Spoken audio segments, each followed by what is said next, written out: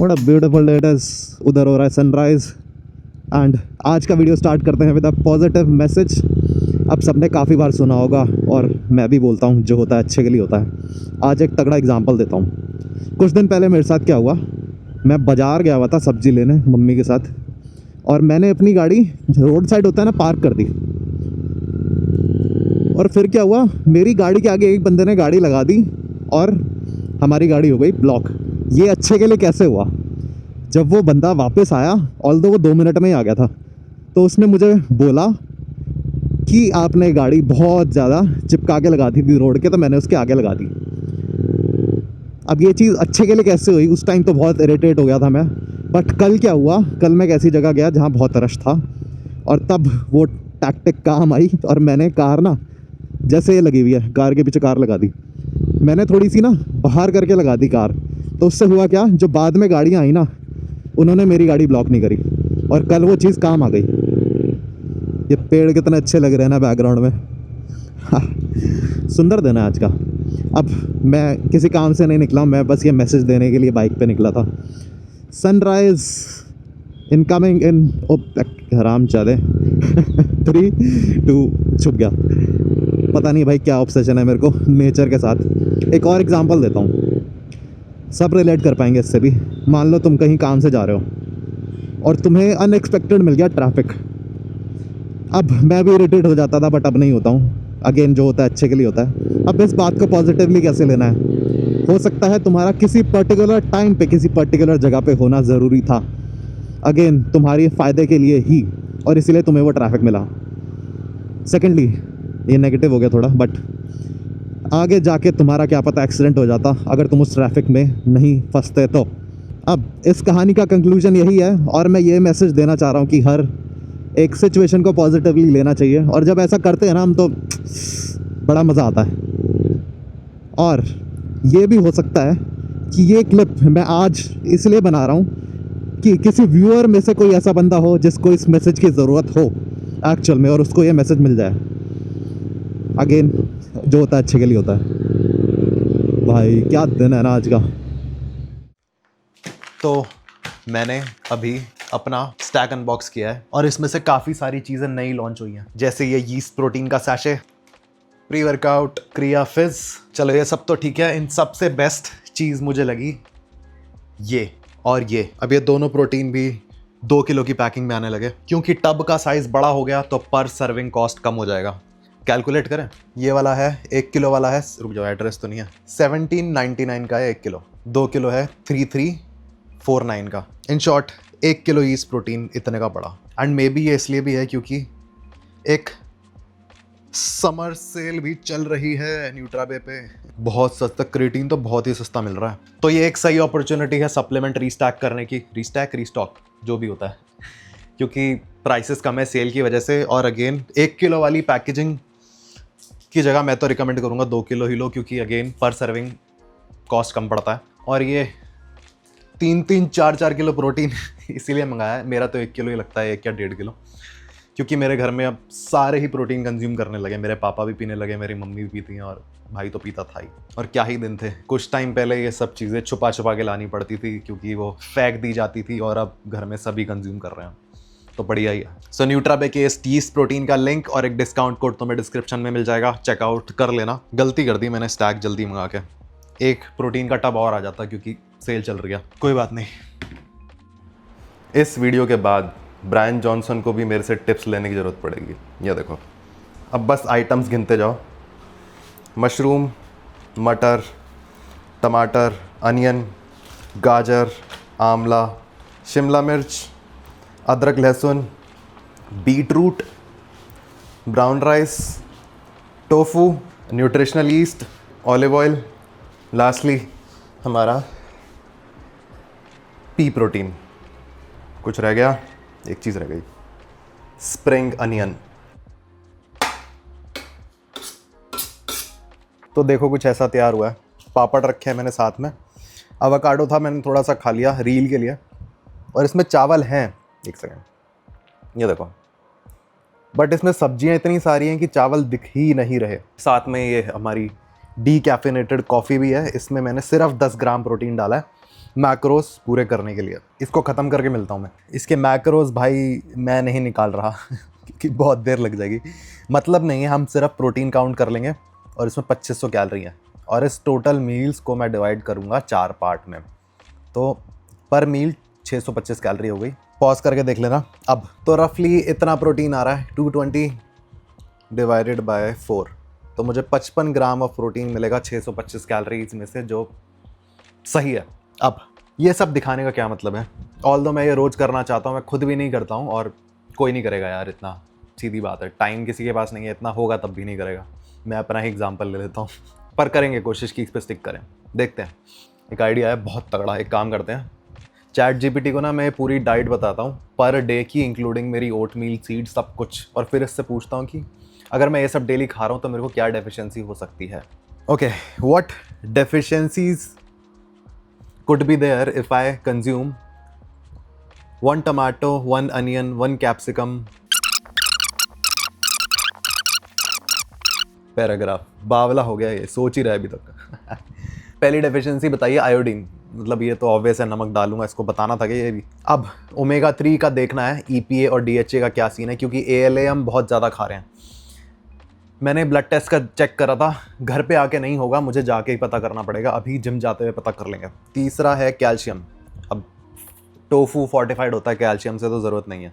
इसने इन दी एंड मेरे को ये बोला है कि मेरी डाइट माइक्रोन्यूट्रिएंट रिच तो है ही, बट सिर्फ कैलोरीज में कम मत खा रहा हूँ। कैलोरीज को बताई थोड़ी है मैंने, अभी 650 कैलोरी का था ये भाई मील पूरा, 650।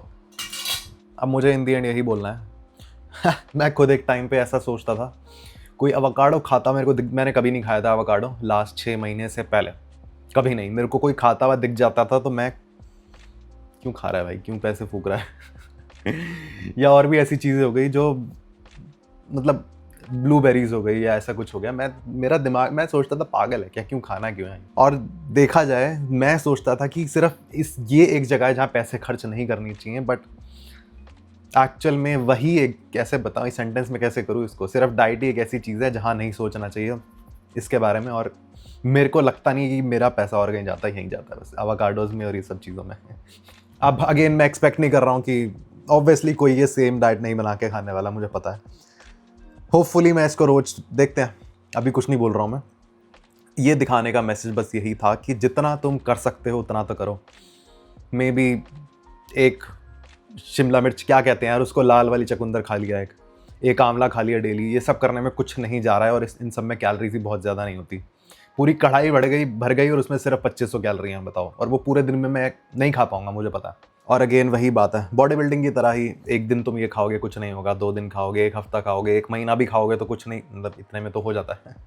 But still with the time result compound होते रहते हैं। और जब तुम मेरी वीडियो 10 साल बाद जब मैं यूट्यूब पे हूँगा, 15 साल बाद जब मैं हूँगा, तब वो चीज़, मतलब एविडेंट डिफरेंस दिखेगा मेरे अंदर। और तब अगर मेरे से कोई पूछता है कि क्या करना है, तो फिर एकदम कुछ नहीं हो सकता है। यही सब चीज़ें हैं जो कंपाउंड होती रहेंगी आगे आने वाले सालों में। चलो, ओमेगा 3 का टेस्ट है कोई? नहीं, मैं खुद से ही करा रहा हूँ। ओमेगा 3 के कौन कौन से टेस्ट हैं? 29,800 का एक ही टेस्ट है। ओके। अभी एक कुछ सीन कुछ ऐसा है। एक तो वो टेस्ट कितने का है? 28,100 रुपये का टेस्ट है ये कोई, और 1700 रुपये अलग से लगेंगे इसको कोरियर कराने के भी। 30,000 रुपये टेस्ट के। अब मैंने गाड़ी में आके रिसर्च, चुप कर दूँ, अब मैंने गाड़ी में आके रिसर्च करी तो वो टेस्ट में ओमेगा 3 है ही नहीं। मुझे पता ही नहीं था यार, पता नहीं क्या क्या खोल दिया था उसने वहाँ पे, समझ ही नहीं आया कुछ। पहले बताओ कि ये POV कैसा लग रहा है। अब यहाँ पे कुछ पता नहीं लगा मेरे को, जो टेस्ट वो था ही नहीं। अलार्म बज गया, जिम में होना चाहिए था इस टाइम मेरे को। कोई बात नहीं, अब थोड़ी सी रिसर्च मुझे खुद ही करनी पड़ेगी घर जाके कि ये टेस्ट कहाँ से होगा और कितने का होगा, क्योंकि चलो देखते हैं क्या होता है। सही बताऊँ तो मैं अभी तक वो ओमेगा 3 वाले टेस्ट के बारे में ही सोच रहा हूँ, क्योंकि 30,000 रुपये कम नहीं होते भाई। एक बार को देखा जाए ना, मैं पूरे साल अगर ओमेगा 3 सप्लीमेंट भी करूँगा ना, पूरे साल नहीं पूरी लाइफ, तब भी 30,000 नहीं लगेंगे शायद, पता नहीं। लास्ट वार्म अप ले रहा हूँ, इसके बाद वर्किंग सेट लगाएंगे।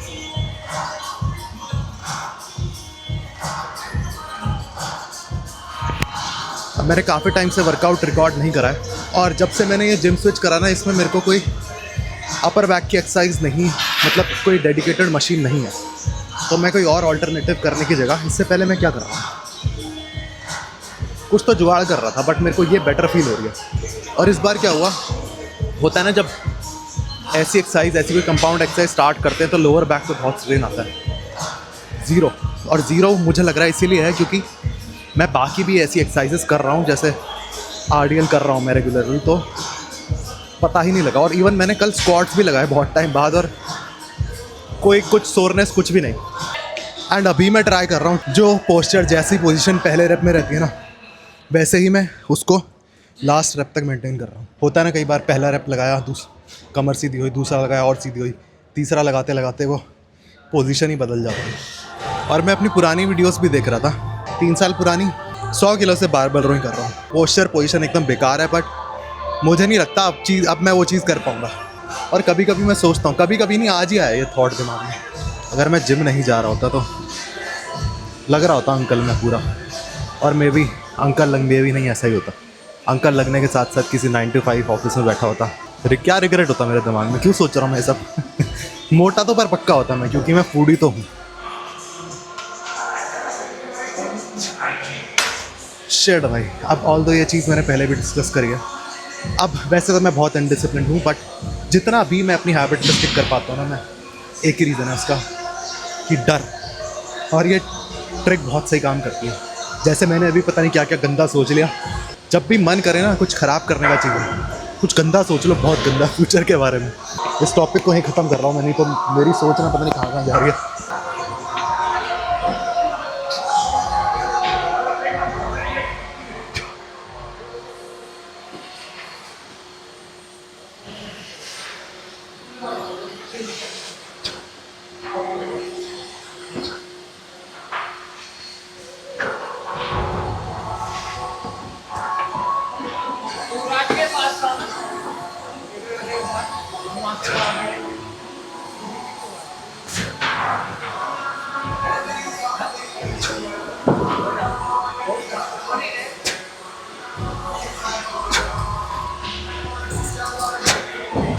और एक काम करता हूँ, मैं हर एक्सरसाइज का एक एक पूरा पूरा सेट डाल दूँगा।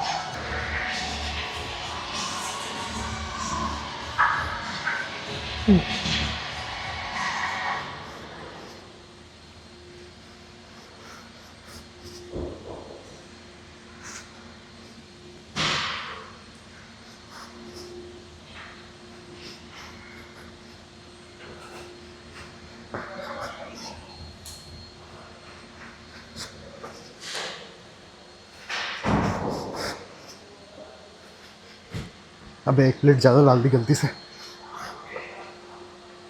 कोई बात नहीं। और ये जो डराने वाली बात मैंने करी है ना, ये यूं ही नहीं करी है, ये सच भी है। वैसे भी होता क्या है, एजिंग बस एक्यूमुलेटेड डैमेज है, और ये डैमेज डेली इकट्ठा हो ही रहा है। और सही बता रहा, तुम्हें पता भी नहीं लगेगा कि तुम कब एज कर गए, एकदम होगा ये, एकदम। आज तुम यंग हो, कल नहीं हो।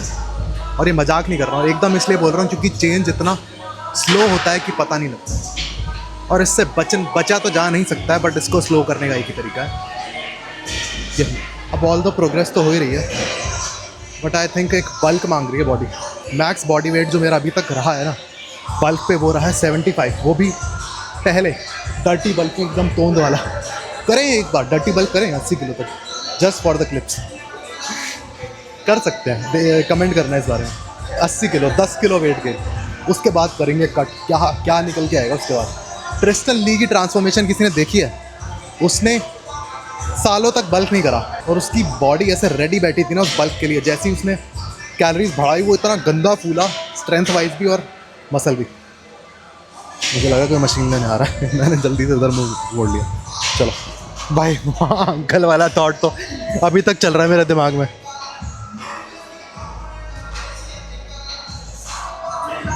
कम से कम आज तो चीट नहीं करूँगा मैं पूरे दिन किसी भी चीज़ पे, कहीं पे भी।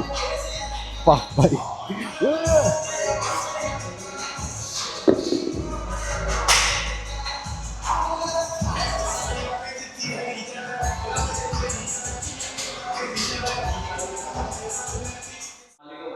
अभी भी वैसी लग रही है और लास्ट क्लिप में भी ना फिजिक शार्प नहीं लग रही थी।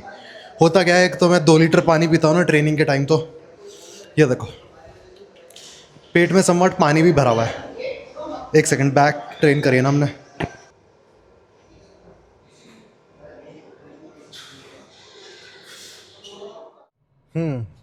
अब मेरे एक दिमाग में बात आई है, मेरे एक दिमाग में मेरे दिमाग में एक बात आई है।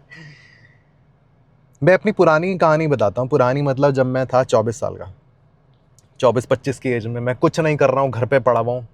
बट उस घर पे पड़े हुए में भी मैं social media, phone, internet use करता ही नहीं था। इवन तो घर पे वाईफाई था नहीं था, मेरे को याद नहीं है। बट मेरा क्या रहता था, लोग बोलते थे कि यार इस फ़ोन की बैटरी कम चल रही है, इसकी ये चल रही है। मैं रिलेट ही नहीं कर पाता था क्योंकि मैं फ़ोन ही नहीं यूज़ कर रहा हूँ। मेरा फ़ोन लिटरली घर में कहीं भी बस पड़ा रहता था। मेरे को नहीं पता मेरा फ़ोन कहाँ है। जैसे पापा फ़ोन करते थे ना, मेरे को डांट पड़ती थी कि फ़ोन उठा लिया कर। स्लीप से रिलेट करा रहा हूँ इस चीज़ को। चलते हैं हम, खड़े क्यों हैं। जिसको नींद नहीं आती है ना रात को, रीज़न यही है। मैं क्यों कह रहा हूँ ऐसा, ऐसा नहीं है उस टाइम दिमाग में टेंशन नहीं होती थी। 24-25 साल का हो गया, कुछ कमा नहीं रहा, घर में पड़ा हुआ है थी, बहुत टेंशन थी। बट मैं फ़ोन नहीं चलाता था। बट और मैं सोता ऐसे था, मेरे को नींद आ रही है नहीं आ रही फ़र्क नहीं पड़ता, मैं जब मर्जी जहाँ मर्जी सो सकता था। बट अब वो चीज़ ख़त्म हो गई है। मेरे को थोड़ा दिमाग को शांत करना पड़ता है कि हाँ सो जाओ। एंड आई थिंक ये सोशल मीडिया की वजह से ही हुआ है। सोशल मीडिया, इंटरनेट या फिर फ़ोन यूसेज जो भी हो गया।